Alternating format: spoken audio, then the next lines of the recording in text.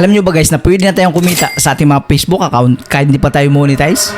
Yes guys, tama yung narinig ninyo. Pwede na tayong kumita sa mga Facebook account natin or profile account. So ganito lang gagawin natin guys. Unang-una, kailangan natin magkaroon ng Shopee affiliate account. Pangalawa, kailangan natin i-connect yung Shopee affiliate account natin sa ating mga Facebook page or Facebook profile. Kung mapapansin natin guys, lahat ng ating mga Facebook account mayroon na siyang affiliate partnership. Kailangan lang natin dito is i-activate natin ito. Once na nakakonect na yung ating Shopee affiliate account sa ating mga Facebook account, is pwede na tayo mag-post ng photos or video na mayroong link ng product. Once na gagawa kayo ng video guys, na ipopost nyo sa Facebook page ninyo or profile ninyo is yung mayroong kayong product na pinopromote. Din lalagyan nyo ng link yun sa baba or sa comment section para once na may makakita nito or may mag-click at bumili, magkakaroon kayo ng commission. Kaya kikita tayo sa pamamagitan ng Shopee affiliate.